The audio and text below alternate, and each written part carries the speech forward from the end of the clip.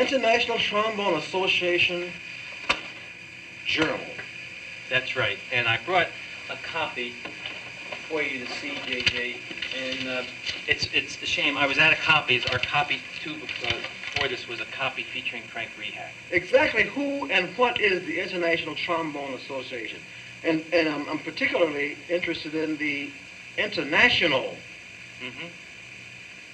Here's our journal. there. This is a group of about 3,000 trombone players Good all Lord. over the world.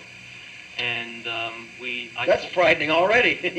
you just got started and you bowled me over. Well, we started 3,000 trombone. I started the group in 1972 for a couple of reasons. One, I just felt there were so many things. The trombone really went through a golden age in the 50s and 60s. I think becoming a frontline instrument with saxophone and trumpet and so forth, but also in the classical world, there are major pieces being written for the trombone in the 60s and 70s.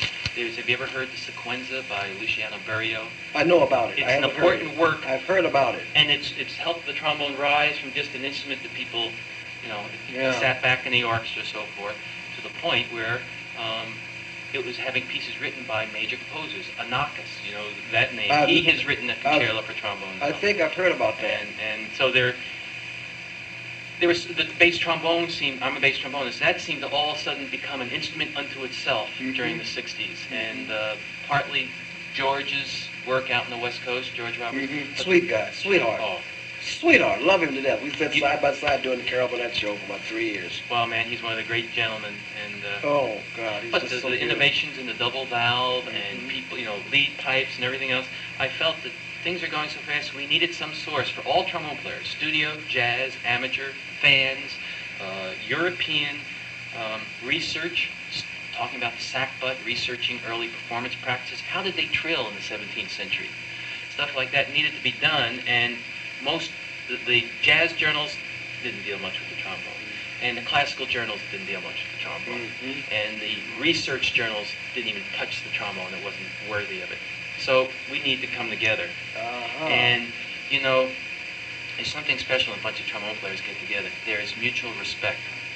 I can't tell you what it's like to see Louis Van Haney, Bill Watrous, Jimmy Cleveland, Buddy Baker, a young kid who's principal in the New York Philharmonic, just got the job, Albert Mangelsdorf, Stu Dempster, who plays avant-garde stuff, all singing together and truly respecting and loving each other and curious with, how do you do that?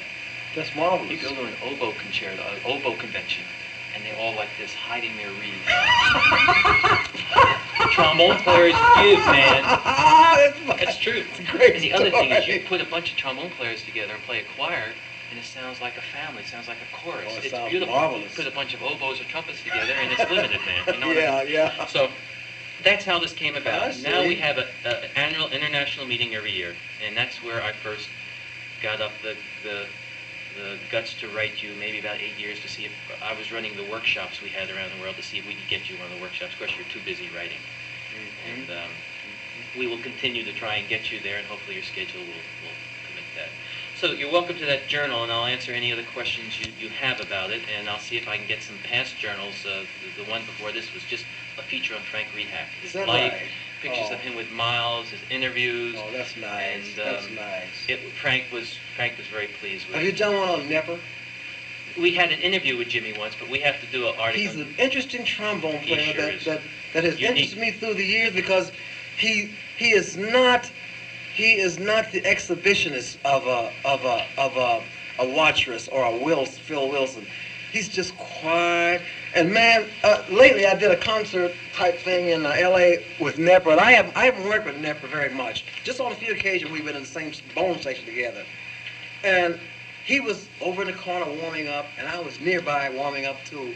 Man, all he did was just play one note. It was such a beautiful one note, because it sounds like a French horn almost. But He it's just, his sound. oh, that's, holy shit, that sounds beautiful. And all he was doing was playing one note, warming I up, hear you. man. I hear you. It's such a wonderful one note hell, because it's got that French horn quality You're in right. it. It's so dark that And it's his legato, marvelous. And it's marvelous. He's old and new. He's a combination. You know, you hear all It's the marvelous. Jimmy's one of the underrated players because Oh, he's so quiet. he's one of the underrated dudes of all time, man. He's just so understated and I hear you. often he's hangdog look, you know, hangdog kind Yeah, he's of funny, but till he charisma. plays, it's.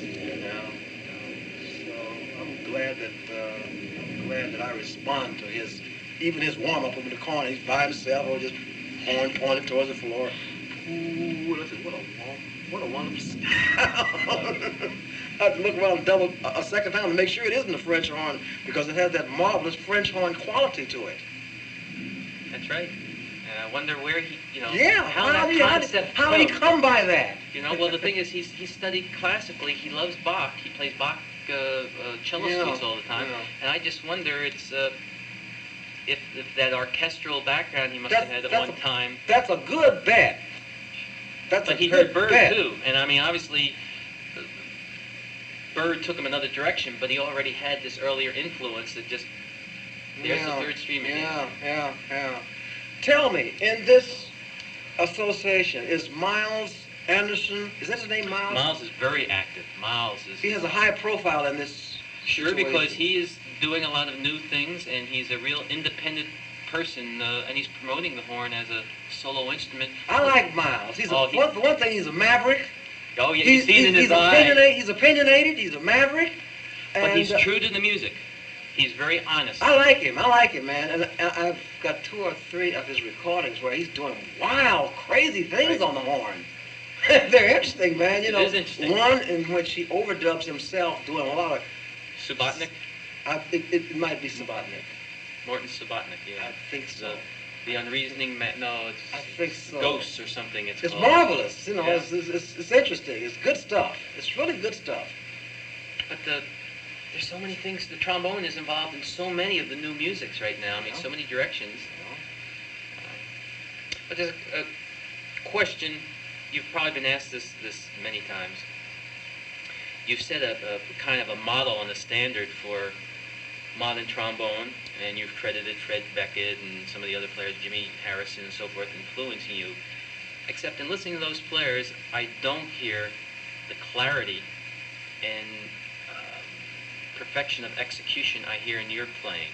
Plus, there's a linear approach I hear that I would credit to Lester Young and to Charlie Parker. Just how did you formulate your concept at a time when there was no trombone player playing in the style that you eventually refined? Is the tape rolling? Yes, sir. Tape is rolling. Well, as I indicated yesterday, Tom, and I'll have to reiterate and be a little redundant, that my first, the first jazz soloist and or stylist that had a severe impact on me that was to last for the rest of my life was Lester Young. This is long before Bird and Diz. And I was still in high school, to tell you the truth, and I got in with a bunch of guys, and we were all, well, there was Vincent Stewart, a saxophone player, there was Eldridge Marshall, a trumpet player. These are all local guys in Indianapolis in high school and whatnot. Another trumpet player, Merrill Left. We were all Lester Young-aholics. We sat down together and we memorized all of Lester's solos. We could hum every Lester Young solo there was. So I'm trying to answer your question as best I can by saying that Lester Young was the first one who left an indelible mark on me that relates to the linear way of playing. So it was the trombonist who first triggered my interest in that manner of communicating on the instrument. It happened to be Lester. When you first started being enamored with Lester and playing him, did you find any difficulty in transferring those lines to the trombone and the awkwardness of the trombone? Man, great difficulty. Let's face it, great difficulty. How did you overcome that? Were there any particular exercises? Just practicing scales and just being